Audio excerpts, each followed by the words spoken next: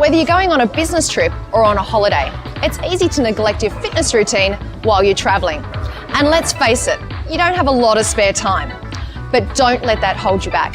Hotels.com have devised a great functional workout that takes just 20 minutes a day that you can do anywhere, be it in your hotel room, in the park, or while in transit.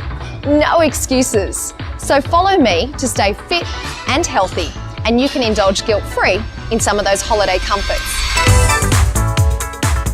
We're going to focus on 5 core movements: a squat, lunge, bend, push, and pull. We're going to do each exercise for about a minute and do 4 repetitions of each. So let's get into position for our first exercise, the squat. Let's head down for a count of 2.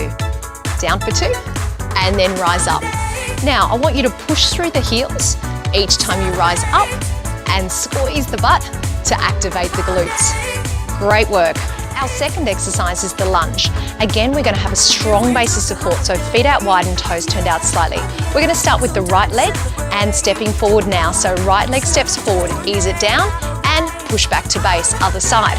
Now, we're looking for 90-degree angle, front knee and back.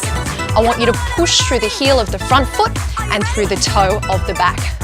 Our next exercise is the forward bend. We're going to start off with a wide base of support and lift our arms up in front of our chest. Slowly push the hips back, keeping the belly drawn in the whole time and lengthening through the spine. That's the way. Put the pressure through the heels as you go over and tilt nice and slowly all the way down and easing it back up again. Our next exercise is the push, and you're going to need a prop for this one. So grab your luggage, because you're always going to have it on hand. Start off by placing it directly in front of your chest and then push up above your head and bring it back down to the chest again. Now make sure that you don't arch your back during this movement and keep your abs braced nice and strong. Our next exercise is the pull. Starting position, bringing it nice and close to the legs. We're going to come all the way down now without using momentum. Bring it in towards the chest, bending the elbows and back down towards the knees. Let's go again. Squeeze through the shoulders. Now this is a great exercise for targeting the back muscles, the biceps and the triceps. Practice doing each exercise for blocks of 1 minute and repeat the exercise 4 times every day, and you're going to notice a remarkable increase in your fitness. All thanks to Hotels.com.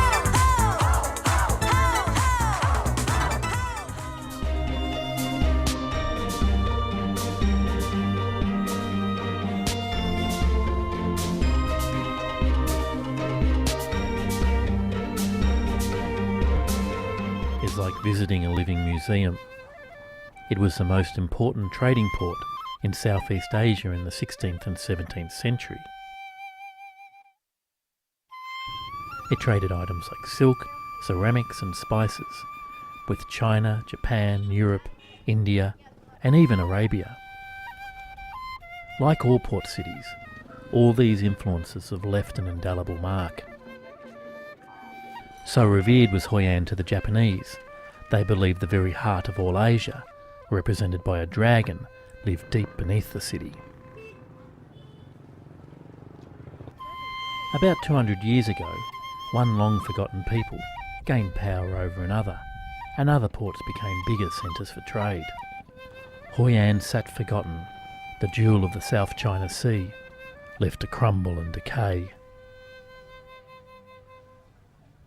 Then, over time, visitors came by foot when once they came by sea.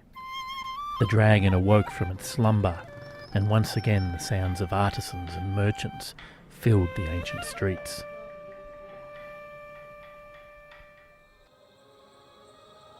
While wandering the old town early one morning, I came across a group of women performing exercises. Being on the road and a little out of shape, I asked if I could join in.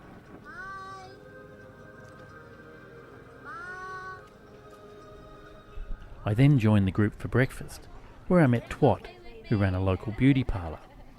I visited Twat's work, where I met Eric, a Swiss sculptor. Given Hoi An's history, I thought Eric would be a good person to interview about the city. The first time when I came to Hoi An 6 years ago, I felt this special energy of the city. and I didn't really know what it was, but I was really touched about that energy. And then I realized that the value of Hoi An, it's so balanced, very well balanced.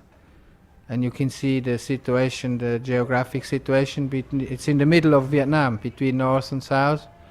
It's in the middle of the climate, between the cold and the warm. So, I mean, you can feel the situation very balanced. And this is the mentality of the people here that give you, even as a foreigner, all this feeling. I was accepted from the first moment when I start to live here. I need some help. I receive the help. If they have their parties in the family or in the quarter of the town, I'm invited. From the first moment I'm a part of this life here. So this is what impressed me the most, I have to say.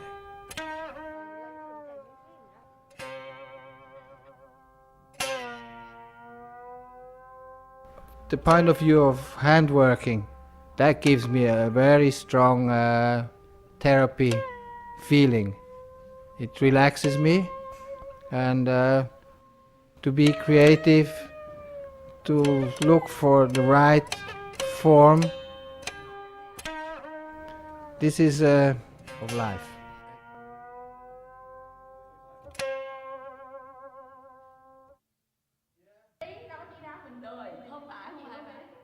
While filming at Eric's shop, a friend of his, a sham dancer, arrived. I persuaded her to dance on camera, and another aspect of Hoi An's rich history was revealed to me. The sham people were believed to have settled central Vietnam from Borneo. From the 7th to the 10th century, they controlled the spice and silk trade, and Hoi An was their commercial capital.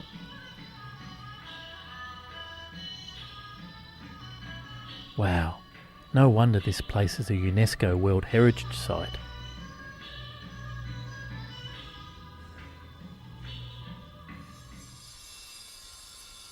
Eric suggested I visit Marble Mountain, about 25 kilometres north. It is a centre for stoneworkers and also has some Buddhist shrines and subterranean caves.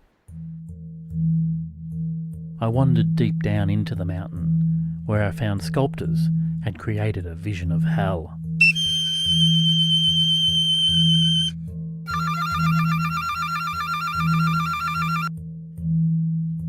Maybe not the best place for a family outing.